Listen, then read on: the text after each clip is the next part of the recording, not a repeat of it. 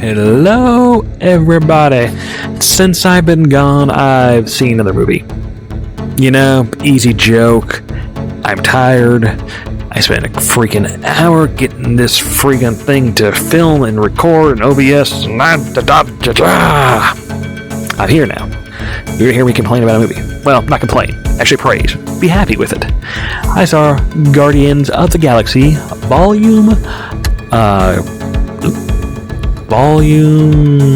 Space 3. I'm not great with my fingers. It's VR. It's fine. I usually have, I'm a cat, so their paws, technically, so having digits is kind of just a novelty. Anyways, it's fine. So, Guardians 3. Third movie. Apparently, this is a trilogy. Let's scratch my ear. It's been a while. And since you've been gone a while, yeah, it's been a while. Doesn't feel like it's been that long since the last time we saw Guardians, considering we actually saw the team in Thor 4 just last year.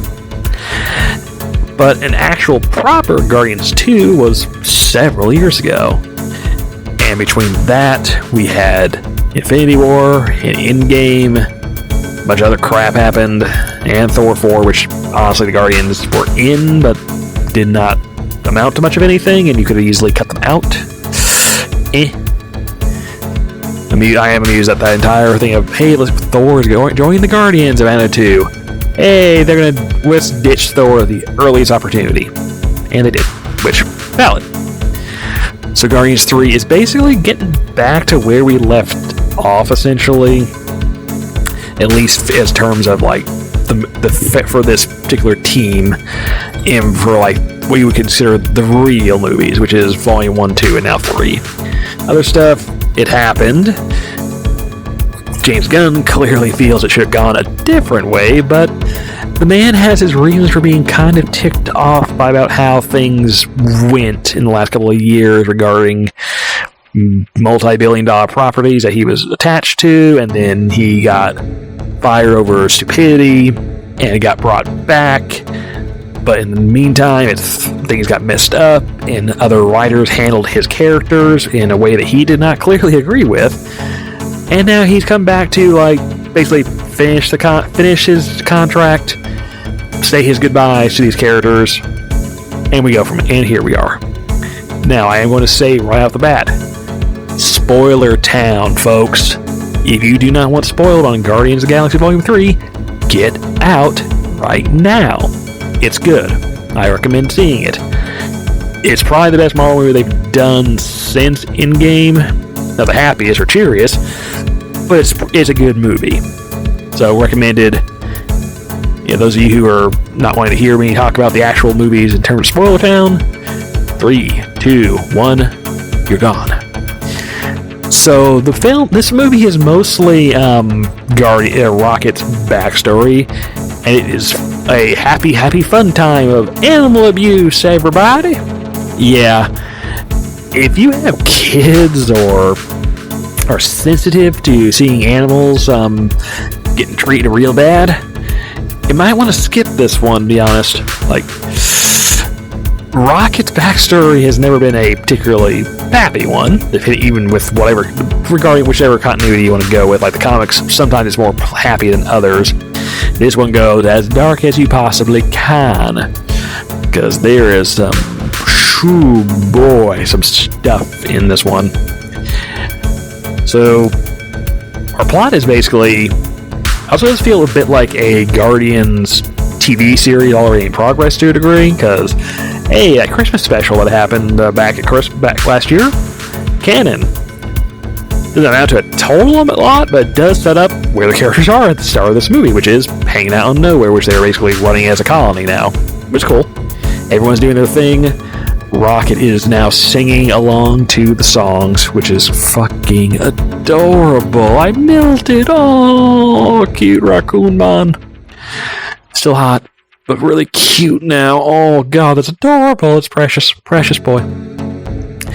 And then we have Adam Warlock comes in and pretty much puts a Rocket in a coma because he's dying from getting his chest crushed.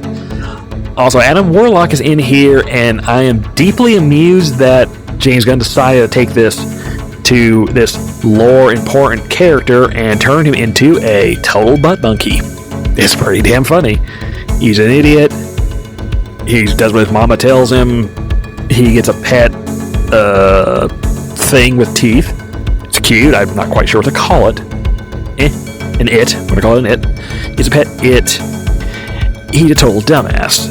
He is a golden himbo boy with superpowers, and it's pretty damn funny. Like, I'm not a purist regarding comic book stuff at all. Like, no, I don't care. Is it entertaining? That's what I want. Was seeing Adam Warlock turn into a complete idiot. That was funny. I'm perfectly fine with this.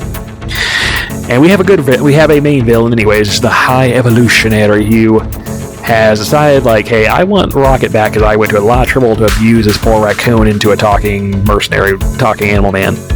I want that back now. And he is, nilly. Like, I saw the actor they hired for this, whose name I cannot pronounce and I can't remember offhand either. So, this guy. He was in the Peacemaker show that James Gunn also worked on. And when I saw he'd been cast in here as High Evolutionary, I'm like, oh, that guy's good. This will be fine. And I was completely correct. The guy is good. He knows how to play a massive piece of shit. And he plays him up to the nines here. He does a great job. This guy is a total piece of shit jackass. It's very fun to her, and this movie gets the ending, and he gets the ever-living shit they got of him. It's extremely satisfying. It's very nice. The movie is satisfying, honestly. That's a good way to put this thing. It is a clear capper of an ending for this whole thing. Now, again, we're already in spoiler town, so nobody actually, no one on the main cast, anyways, dies, which, shocker, because the marketing, the whole movie's build and the marketing is Raccoon is dead, or is dying or dead, which, yeah, he does technically die briefly. He gets better. He gets CPR back to life, which is fine. But the guy goes to the pearly gates, and not so much pearly gates, that he goes to that completely white waiting room that everyone waits in before they get yanked back to the world living, when they get told, you have more to do, or not yet. But we get that. It's that waiting room. You know what happens with that part. It's fine. But yeah, so Rocket is pretty much out of the movie for most of them. Is out cold for most of the movie. And that's because most of the movie is, not most, about 60% is his flashbacks to his origin. Yes, folks, we're doing a Bleach. Characters on their deathbed, now we get their entire backstory all in one shot. Good news is, this is not shit like Bleach usually is when it does that. Hot takes that are cold as hell. Anywho. But it's all Rocket's backstory origin stuff, which is a wonderful tale of animal abuse. Baby Raccoon gets filled full of mechanical shit and zapparoonied and turned into a humanoid raccoon man, and has his tortured animal friends in a cage. We got an otter, we got a walrus, we have a bunny spider thing. It's cute-ish. It's really adorable and heartbreaking because you know damn well that these characters are not going to make it to the credits, and they do not. And it's fucking horribly it's actually painful to watch that part, honestly, because you know it's coming, but ooh, damn, that don't make it hurt no less. Like, I am adult man cat thing. I teared up several times actually. That part was bad. But that was more like, oh, man, oh, bad. But, like, the little thing going hurt, when it was like his first words are hurt, I'm like, oh, God, I have ovaries now. Oh. Some of you will be horny at that. But let's move on from that. As for the rest of the movie, it's a little bit of a go here, to here, to here, shall I say Rocket. And the rest is mostly characters dealing with the fact they are all completely busted still. Peter Quill, Chris Pratt dude, his girlfriend got shoved off a magic cliff and died, and came in a time-displaced alternate version of her turned up, and she don't give a shit about him, and he can't deal with that, so that's all happening. And that's the part where you can tell Gunn is clearly not particularly pleased with how what he considers his characters were handled. And there's a beautiful bit that's actually in a trailer where Quill just lays out the explanation of how Endgame went and where it put everything. And he's clearly a smidge bitter, and honestly, I don't blame the man. I like Endgame, but Guardians got done kind of dirty by Infinity War and Endgame. A little bit dirty. A smidge unclean, you say. A bit of a fridge got pushed off a cliff, if you get that reference to comic book stuff. I'm not going to explain it. I'm going to explain it. Fridging. It's when a character, usually a female character, is killed off to motivate their male counterpart, lover, or whatnot. It's not great. It's been around for years. The fridging term comes from when Kyle Rayner, one of the Green Lanterns, had his girlfriend killed and shoved in a refrigerator by a bad guy to make him upset and motivate him to kick the bad guy's ass, which he would have done anyways without needing to kill the female character off. So it's kind of an old trope at this point, because I think that happened in like 90-something, 95, 96, something around there. Yeah, it's kind of outdated. So yeah, there's valid criticisms there. So yeah, I like Endgame and Infinity War, but the Guardians got done dirty. Moving on. So you got Drax, who is dealing with the fact that he's a complete idiot. He knows it. And we come to our conclusion of like, he's a dumbass. But that's because he's not meant to be the space hero dude. He's meant to be a dad. Because he had children and a wife. And they're dead. And he's having to deal with that still. And he gets put to a pretty good place at the end of the movie, actually. I felt that was very, very cute. Mantis, she of the shrieking mood swings. I still like her. She's trying to deal with the fact that her entire life she's done what everyone else has wanted her to do, and she's an empath with practically no spine. She's coming to the conclusion that I don't get to do my own thing at all. And she has to go off to go decide, hey, I'm going to find my own thing to do. And I've also befriended some space slug leash things as pets. Okay, have fun. And Nebula, who I think is actually who's the MVP of the whole movie, honestly, aside from Rocket stuff, because this is Rocket's movie, but Nebula's the MVP of the whole thing. She's dealing with the fact that she is not great and never got a family, and she's going to turn with like, oh, I'm kind of bad dealing with people all the time. But she actually does care, because she has no experience expressing it. And the only one she kind of did was her sister, that version is dead. And she's kind of just like frenemies-ish with the new one. It's fine, I guess. But she's really got a lot happening here, and the actress does a great job under all that makeup. Mm-hmm. Like, there's so much on her face, like, yikes. I'm saying, even like Drax has all the stuff on her. The Nebula actress, Amy Porter or something like that, she's got so much on her. I'm like, wow, girl.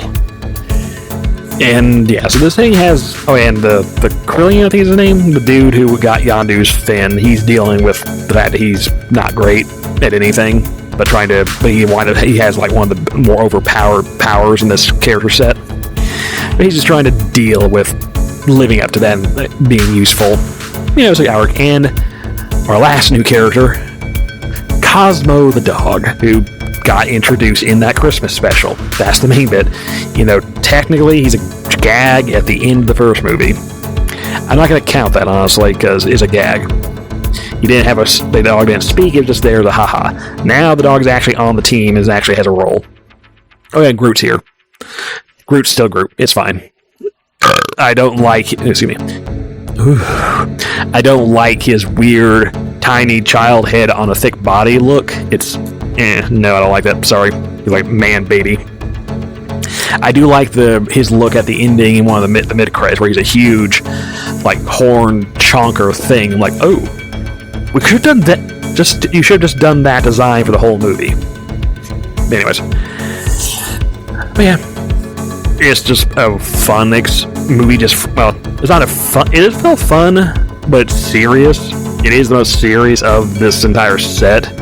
and the extremely grim nature of Rocket's stuff, which takes up so much of the movie, it does make it a less fun experience. Like, this one is the serious one. This is, you're going in here to say goodbye to these characters, or at least this version of these characters, because they're all still alive at the end of the movie. We're going to see at least a good chunk, several of them will turn up again in future Marvel things. Rocket will be back because he's a CGI character and voice act, and Bradley Cooper voice acting, and so they can have him forever. Same for Groot. Drax is supposedly done without James Gunn, so we'll see about that. We'll see. Don't know about Nebula, but this feels like she wants to take a break. Especially with, I would think I would take a break too for a while, and I have to be covered in all that makeup all day long. And Chris Pratt acts like it's going to be, he was going to take a break for that. He wasn't want to do any more of these. And then you see the teaser thing goes, the legendary Star-Lord will return. I'm like, of course he will, jackass. You jackass. An actor getting an actor wanting a more continuing paycheck. I'm not going to blame him for that. I will blame the marketing team for acting like he was going to leave too, but whatever. The whole marketing team acts like everyone's going to fucking die. And I think at some point Gunn realized that was how they were going to market this thing, because the movie repeatedly puts in the marker, essentially, that you see in a movie for when a character is usually going to get killed off. Like, they'll talk about their family. My family. Hope you get that joke, family. Or you'll get their horrible backstory, Rocket. Or you'll see the closure of their arc. And a lot of the time when a character gets their arc closed, time to die. And they tease that a lot. Like, every character gets teased where they could potentially get killed in some version of the script. And, no, there you go. Everyone makes it through. Which is both, it's a bit of a bully balling, but I don't mind, because I didn't really want to see any of these characters get killed off. Like, I like them all. I don't care about Krillian, but I like everyone else. I didn't want to see anybody die, and I'm actually perfectly happy with them being sunsetted like this. I don't think they're going to stay sunsetted very long. Like, the only one I think he might be legit gone is Drax, because the actor seems done with Marvel. Everybody else I think will be back in some fashion. Like, even Gamora. Also, Gamora's in this, and she don't have a lot to do. Because, like, all her development died with the other version of the character. So she's just kind of dealing with Quinn wanting her to be something that she is completely not. And she does have an arc where she basically has to gain a soul, essentially, because she's still Thanos' daughter and is a mercenary, not great person. Like, she keeps shooting people and taking hostages constantly. Everyone's like, stop doing that! You know, they've done that before, but they're nicer now. But yeah, it's a running gag. It's fun. And she does get put to she gets put at a decent place at the end of the movie, and it's, thankfully, this does not resolve with her and Quill being back together, even though she's technically a completely different person, and they acknowledge that. They're like, okay, we have come to an understanding. There might be a thing here way in the future, but at the moment, you are not the person I lost, and I'm not going to push you to be that person. So we're going to shake hands, say bye-bye, see you later. That's a pretty good place to end this at. It's nice. It's pleasant. Back into the movie after all the Rocket horribleness is done, and we get through the main action. The ending spot is just kind of precious, and I really liked it. I didn't expect it to be that into a Florence and the Machine song, but here we are. My music taste is weird. Anyways, although the soundtrack's pretty good too. There's not as many major bangers, I would say, or not so much bangers as it is untapped bangers from the era. Now, the ones that play in here are a little more mainstream-ish or well-known from the era of the 90s and the early 00s. Except actually for me, the Florence Machine song, I'm not sure how big that one was. I remember it playing plenty when I was younger, but I don't know if it was a big hit or not. I don't know. But still, what's here is good. There's not as many surprise bangers. Like, Since You've Been Gone is in the trailer, and that one is the big, I never heard that song before, and it's actually really good. So, that's the big surprise one, but it was in the trailer, so it's already kind of, it's there already now. It's like, there's no other big shocker songs in here. But what's here is good. It's a good soundtrack. It's worthy of the previous 2 movie soundtracks. It's pretty good. It's been on repeat. That's fine. Speaking of repeating myself, I am rambling cat at this point. So, you save through all of this, me talking about this movie. It's good. Lots of fun stuff. There's, oh hell, there's a lot of dead bodies. Like, we got a genocide in a Disney movie. Isn't that fun? Yes, again. I think we kind of had one of those in Maleficent 2. I haven't seen that movie since I saw it in the theater, and I forget a lot of things. Airtight memory. Airtight. So, I'm going to go. I think I'm in Epcot. So, I know there's a roller coaster with them here. I'm going to get in that line, and then before we get on the roller coaster, I'm going to get out of line because I don't like roller coasters. My loss. Next time I go to stuff Disney, I may try to get on the Tron thing because I really like Tron. That coaster looks cool. I may just put on a diaper and just grit my teeth and hold on because I really like Tron.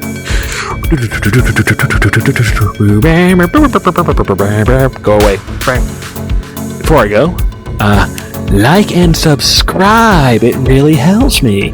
Or you could join my Patreon where you can see me draw things I can't mention on YouTube. Oh, I wonder what that could be. I wonder what that could be. Evil laugh, evil laugh. I draw naughty things. Bye. Join my Patreon. Please, like and subscribe. I have a Ko-Fi too. No one uses it.